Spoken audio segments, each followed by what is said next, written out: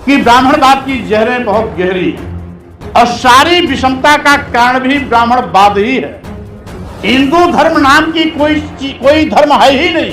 हिंदू धर्म केवल धोखा है। सही मायने में जो ब्राह्मण धर्म है उसी ब्राह्मण धर्म को हिंदू धर्म कह करके दलितों, आदिवासियों, पिछड़ों को अपने भ्रम के मकड़जाल में फंसाने की इनकी एक साजिश है। इसलिए आदिवासी, दलित और पिछड़े समाज के लोग धोखे में मत रहना। तुम उनके लिए खून बहा दो, तुम अपने लिए अपना सर कटा दो, तुम अपने सर्वस्व न्यौछावर कर दो, लेकिन वो तुम्हें सम्मान नहीं देंगे क्योंकि तुम्हें नीच मानते हैं, अधम मानते हैं। सावधान रहना। जिसको आप धर्म मानते हो वो इनका धंधा है। सुअर को शुक्रा अवतार कह के भगवान मान सकते हैं, लेकिन पारसी और वाल्मीकि समाज को इंसान नहीं मानते। ये वैश्य समाज का भी धर्म नहीं है, ये क्षत्रिय समाज का भी धर्म नहीं है। जिसको हिंदू धर्म कहते हो केवल ब्राह्मणों का धर्म है। महामना रामस्वरूप वर्मा जी अपनी तमाम लेखनी के माध्यम से इतनी पुस्तकें दिए हैं, सैकड़ों पुस्तकें लिखी हैं। यूं कहिए कि उत्तर भारत को डॉक्टर अंबेडकर हैं। 1 घंटी स्कूल की होती है और 1 घंटी मंदिर की होती है। तो जो मंदिर की घंटी सुन के मंदिर से पहुंच जाते हैं वो पूरी जिंदगी घंटा बजाते रह जाते हैं, लेकिन उनकी गरीबी नहीं जाती, उनकी बिगड़ी कभी बनती नहीं। अगर गलतफहमी के शिकार हो गए तो भारतीय संविधान भी बदल देंगे। आज तो इनडायरेक्ट वे में मनुष्य की व्यवस्था चल रही है, फिर डायरेक्ट वे में मनुष्य की व्यवस्था चल रही है।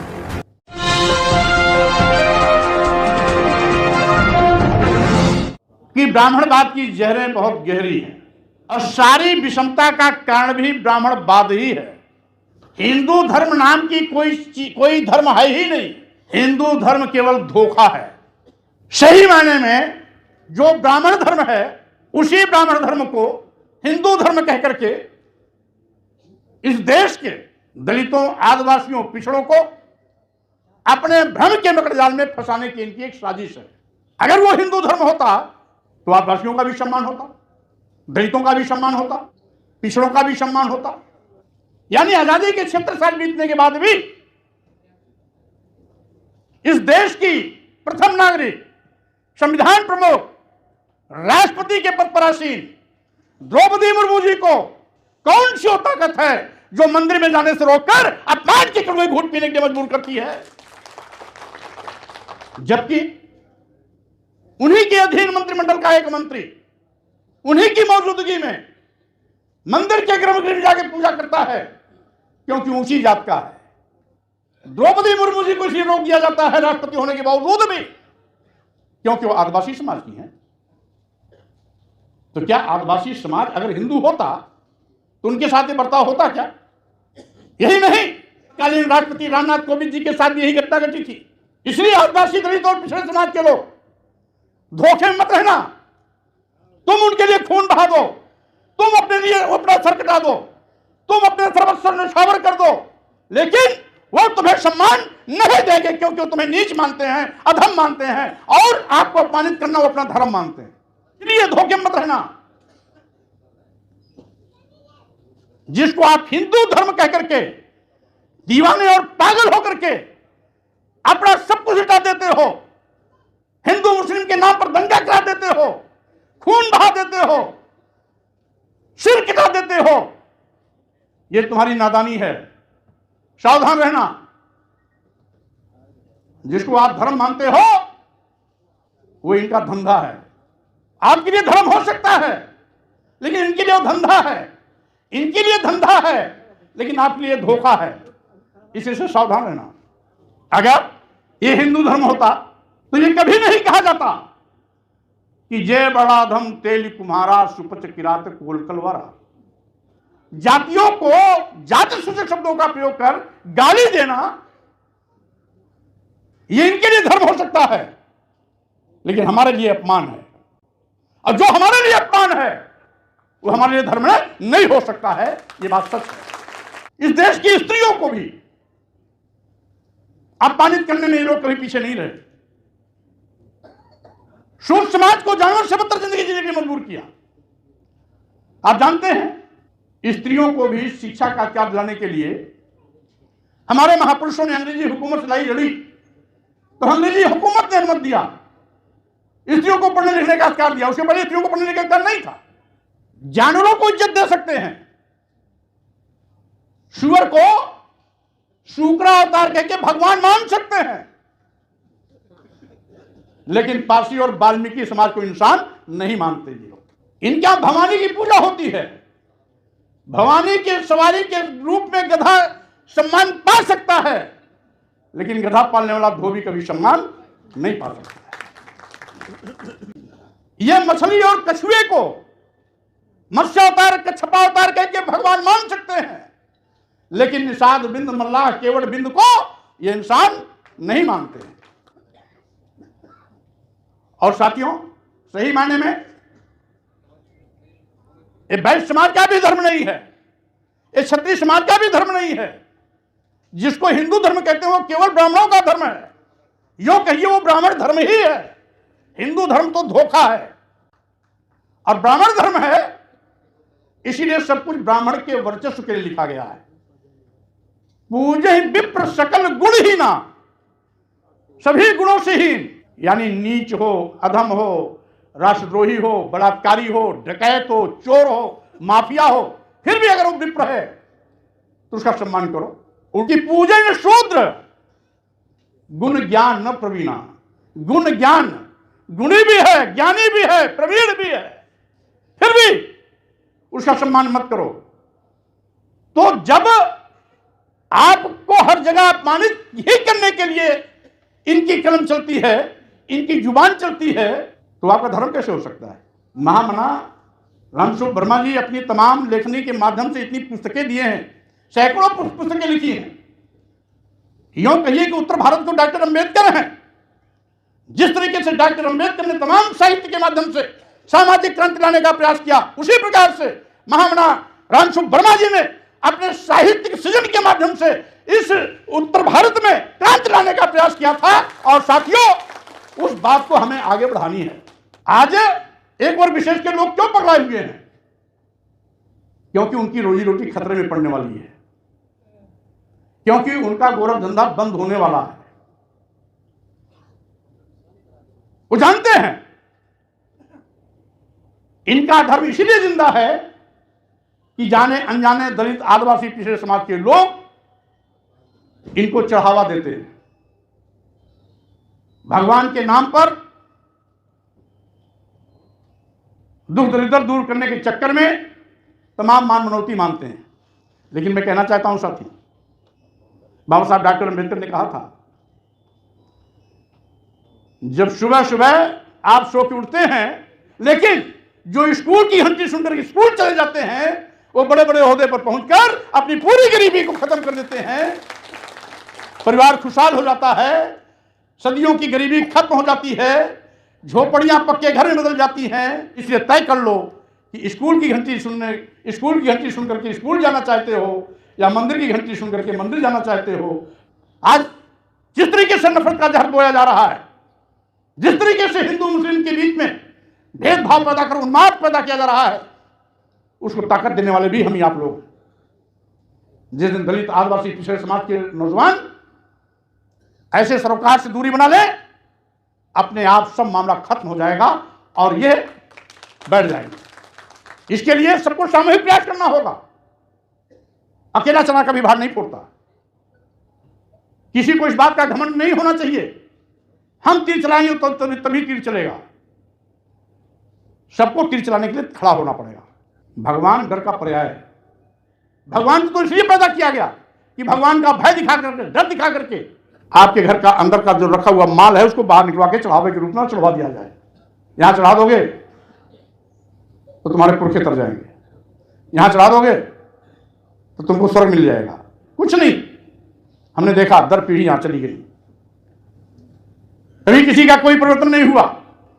अलबत्ते अगर किसी ने अपने गरीबी को चुनौती देते हुए अपने बेटी और बेटे को पढ़ाने का काम किया और उसका बेटी या बेटा एक भी ओहदेदार बन गया, बड़ा या छोटा, तो उसके घर की तस्वीर बदलते हमने जरूर देखा है। उसके घर में खुशहाली आते हमने जरूर देखा है। उसके घर में उन्नति होती हुए हमने जरूर देखा है। उसकी झोपड़ी को पक्के घर में बदलते हुए हमने जरूर देखा है। लेकिन ऐसे लोग जो ढोंग और ढकोसले के चक्कर में पड़कर अपनी कमाई को दूसरों को समर्पित कर देते हैं, खुद तो गरीबी का दंड झेलते ही झेलते हैं, आने वाली पीढ़ी को भी उस गरीबी का दंड झेलने की बोझ देके चले जाते हैं।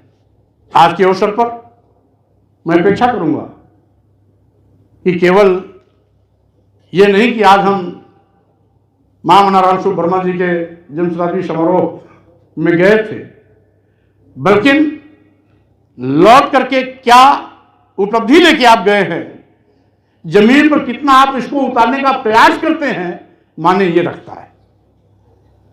आज भोज, भंडारा, मृत्यु भोज, नामकरण, उपनयन संस्कार, फिर यानी यूं कहिए कि पैदा होने से लेकर मरने तक आप इस ब्राह्मण धर्म के गुलाम हो। अगर आप चाहते हो हमारा सम्मान और स्वाभिमान का परचम लहराए, अगर आप चाहते हो हमारे महापुरुषों के बताए विचारों पर समाज बने, अगर आप चाहते हो कि हमारे महापुरुषों का सपना साकार हो, तो सब कोई पहल करो, अपने अपने घरों से धर्म के नाम पर धोखा को दूर करने की कोशिश करो, सब बात सुधर जाएगी। आप ये मत सोचो कि फला करें तो हम करें, हम क्यों नहीं कर सकते। तो साथियों, अगर सबको यही करना शुरू करें और सब अपने अपने गांव को केवल बदल दें तो बात बहुत बड़ी हो जाएगी। मैं नहीं कहता कि आप पूरे तहसील को बदल दो, मैं नहीं कहता आप पूरे जिले को बदल दो, पहले अपने घर से परिवर्तन की शुरुआत करो, और जब घर से शुरुआत करोगे तो पास पड़ोस को लेते हुए अपने गांव में उस परिवर्तन की बयान चलाओ। और हमने जो भी कार्य की शुरुआत किया अपने घर से शुरुआत किया था, और इसीलिए लोगों ने उसका अनुसरण भी किया। आज क्या है, नीति आ रही है कि परंपरागत जिसका जो पेशा तो करे। क्या मतलब है इसका? मतलब यही है कि आपको सरकारी नौकरियों से वंचित किया जाए। मोची का बेटा मोची का गिरी काम कर रहे हैं, सब्जी बेचने वाले का बेटा सब्जी बेचने का काम कर रहे हैं, बढ़ई गिरी काम करने वाला का बेटा बढ़ई गिरी काम कर रहे हैं, मिट्टी का बर्तन बनाने वाले का बेटा चाक चला के मिट्टी का बर्तन बना रहे, यही ना। लोहारी करने वाला लोहारी का बेटा लोहारी काम कर रहे हैं। ये क्या है? ये वही जो मनुवाद की व्यवस्था थी, अप्रत्यक्ष रूप से वही मनुवाद की व्यवस्था फिर थोपी जा रही है। जिस व्यवस्था से निकाल करके बाबा साहब डॉक्टर अम्बेडकर ने, हमारे सामाजिक क्रांति के तमाम अग्रदूतों महापुरुषों ने हमें सम्मान स्वाभिमान के साथ खड़ा करने के लिए लंबी लड़ाइयां लड़ी। आजादी के बाद संविधान हमारा मिला, संविधान ने सब अधिकार दे दिया, और उन अधिकारों पर ये मनवादी सोच के लोग बड़ी बारीकी से डकैती डाल रहे हैं।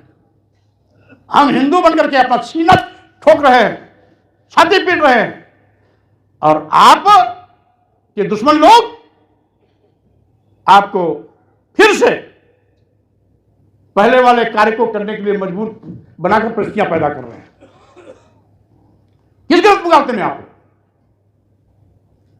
और जो छत्री बनने का घमंड पालते हैं ना, उनकी हैसियत क्या है जानते हो इस ब्राह्मणी व्यवस्था में? वो भी 2 दर्जे के नागरिक हैं।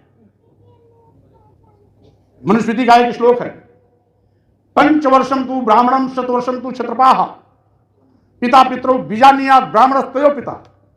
यानी 5 साल के ब्राह्मण के बच्चे में 100 साल के बूढ़े क्षत्रिय में पिता पुत्र का संबंध होता है, जिसमें 5 साल का ब्राह्मण का बच्चा 100 साल के बूढ़े क्षत्रिय का बाप होता है। हमने इसलिए कहा, हमारे पिछले समाज के लोग जो क्षत्रिय बनने का घमंड पालते हैं, वो अपनी हैसियत देख लें कि अगर क्षत्रिय बन जाते हो तो तुम्हारी हैसियत क्या है। 5 साल का ब्राह्मण का बच्चा 100 साल के क्षत्रिय का पिता होता है। ये स्वामी प्रसाद मौर्य नहीं कह रहे, ये मनुस्मृति कह रही है कि पंचवर्षम तु ब्राह्मणम शतवर्षम तु क्षत्रपाः पिता पित्रो बीजानीयात् ब्राह्मणस्तयो पिता। यानी 5 साल का ब्राह्मण इन दोनों में क्षत्रिय का बाप है। और शूद्रों के लिए क्या कहा? मनुस्मृति में लिखा कि शूद्रम तु कार्येत दाक्ष्यम कृतम अकृतम व दास्यैव तु जन्मना। ब्राह्मण तो स्वयं हुआ, ब्राह्मण स्वयंभू है। शूद्र गुलामी करने के लिए ही पैदा हुआ है, चाहे बेगारी में करे, चाहे कुछ मजदूरी लेके करे। ये मनुस्मृति लिख रहा है।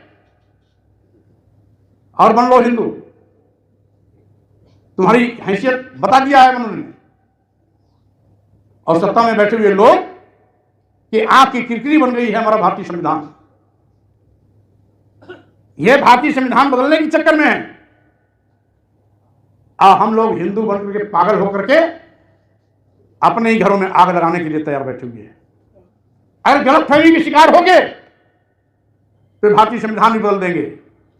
और जिस भारतीय संविधान बदल देंगे, आप तो इनडायरेक्ट वे में मनुष्य की व्यवस्था चल रही है, फिर डायरेक्ट वे में मनुष्य की व्यवस्था चलेगी। इसलिए आप सावधान रहना। और इसीलिए मैं कहना चाहता हूं, आप चाहते हो